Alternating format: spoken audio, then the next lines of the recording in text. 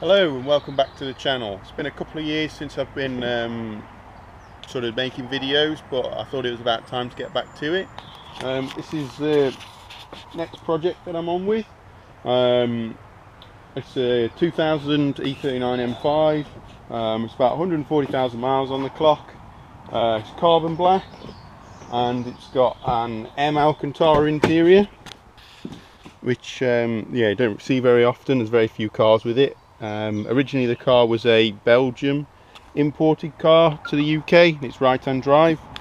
As you can see, there's a few bits missing here and there, so that's part of why it's a bit of a project. I bought it 2 years ago now, and it has sat virtually in this spot for 2 years now. I mean, it's missing headlights, radiator pack, engine, gearbox, brakes, sort of everything really. So yeah, my initial plan was to rebuild the V10 into this shell, but that's sort of changed now. I've still got the V10. A lot of people ask me about it.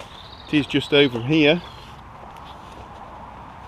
So yeah, the V10 is still going strong. Unfortunately, the MOT has run out now, last week or so, and unfortunately, due to the body, yeah, there's no way that's going to pass, no matter how many £20 notes you leave on the dashboard. So yeah, it's been running fine. I mean, reliability wise, the only issue I've sort of had is a ionic module failed.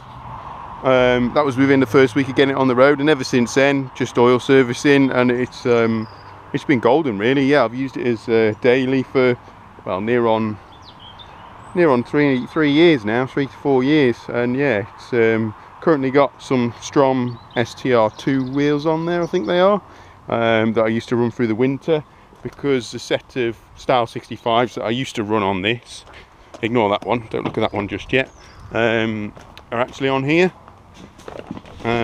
So yeah, they're the Style 65s I used to run on the V10. I've got them on this. So the plan is on this full suspension refresh. I've got an engine which needs rebuilding, so I'll go into that. I've got a gearbox. The diff is a bit of an unknown. I know nothing about the running gear that's on the car currently. When I bought the shell, well, when I bought the car, it was just a shell on axle stands, as I seem to buy all my cars. And what I did was I just put some random suspension on there to transport the shell. So yeah, so this is as it is. So everything needs going through and refreshing. So what I'm going to do, first of all, is I'm going to get it up in the air, get it on some stands, and have a look at getting all the suspension dropped off it, and then we can make an assessment of what's there. And I have got a lot of parts already aside for it, and then as well as replacing the warm parts, I've got plans for some upgrades as well along the way, so we'll see what they are in a later video. Sort of doing like an OEM plus-ish sort of build with it. It was once one of the cleanest M5s in the UK. I bought it, sat here. It's no longer one of the cleanest, but it's still up there. And it just needs a little few bits here and there touching up and putting back to its former glory. Previous owner hates me for letting it stand, but life's just got in the way, and I can't really do anything about that. There's just been so many other things going on that sort of cars have taken a back seat for a couple of years. But I'm hoping this summer to get back on it, get this back up and rebuilt, and hopefully go around a tour of Europe in there for a delayed honeymoon for me and my wife, to go to Monza F1. So yeah, that's the plan. So I'm going to get it all up in the air, start pulling suspension off, and we'll go from there.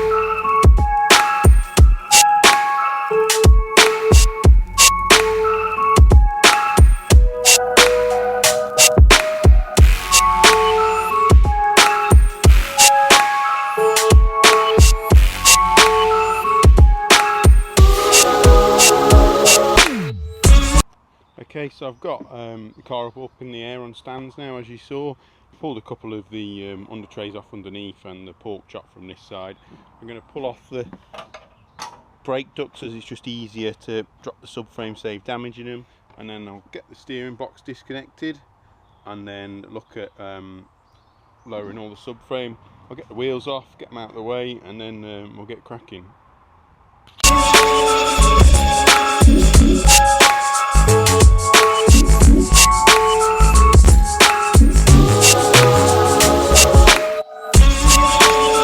Okay, so all the wheels are off now, and I'm going to start dropping the front subframe.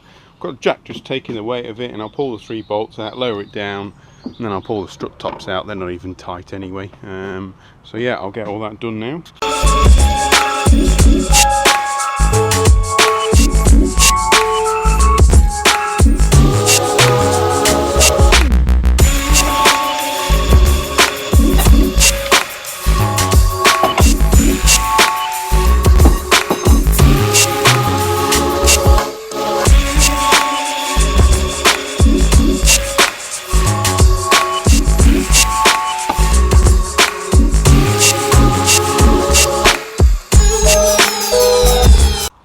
Okay, so that's all the front suspension off now, as you can see.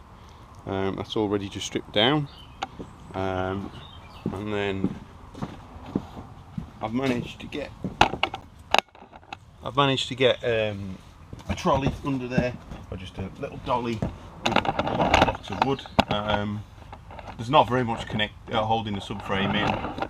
There's the shock bolts, which I can't even remember if they're tight, and then just the 4 main subframe bolts. It was never put in properly, so none of the handbrake cables are in, none of the ABS sensors are connected. It's merely just in there to keep the car rolling. So I'll get all that pulled out now.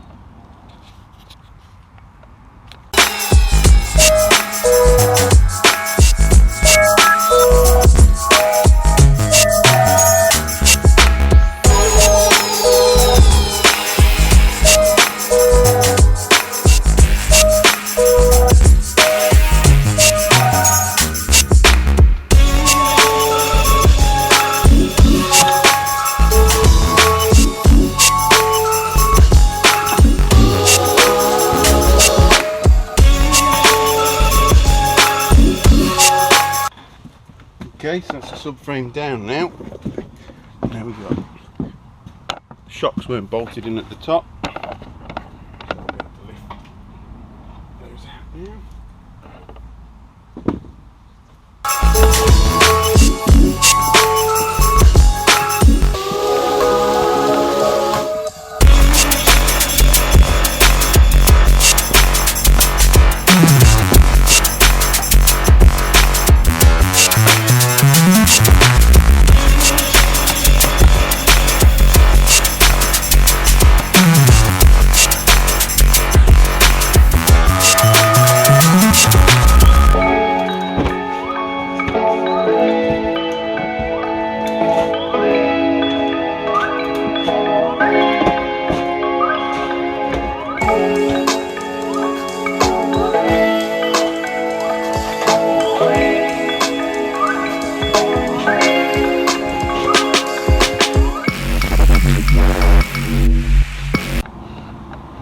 Okay, so here we've got the rear subframe out, as you've seen, front subframe out now as well, so they're all together now.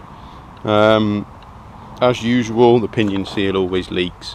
Slings diff oil everywhere, and if you don't fit a paper gasket between the CV joint and the diff, it'll also sling CV grease everywhere. Nice and crusty as normal on the diff. Obviously, as I said before, all this suspension wasn't off this car.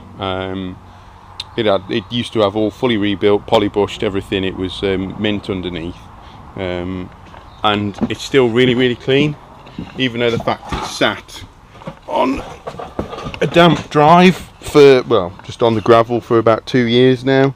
There's a little bit of surface rust coming in places, but they're always bad round the tank there, and they quite often rot round that grommet, but that's all solid there. Now all the exhaust frame, a little bit of surface rust there where the paint's come off when it's stuck to the heat shields, but no, all really good on both sides there, which is good. There's a little bit of deforming there where I think it's been jacked poorly in the past, but no, it all seems solid. There's a little bit of something there, so that might just want to buzzing back and a bit of paint on there. but it was all re-undersealed by Dan, the previous owner, so it's real tidy underneath, really tidy. That's the whole point I bought the car, really, compared to the V10. That's orange underneath, and this is yeah, a million times better. Even all around the grommets, it's not, the grommet holes in the floor, it's not rotted, which normally they rot from there really quite bad.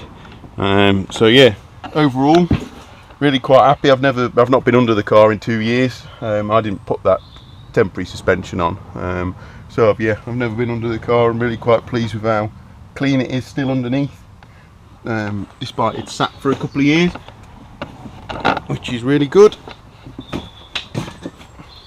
So yeah, next sort of project is going to be stripping all this suspension down and getting it really, yeah, I've got everything to rebuild the back end, arms, bushes, the lot, so we'll be looking into that.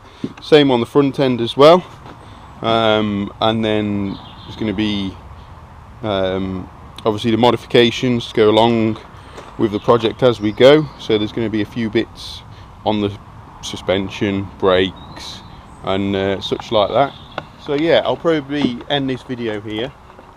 Just a bit of a reintroduction. Welcome back to the channel.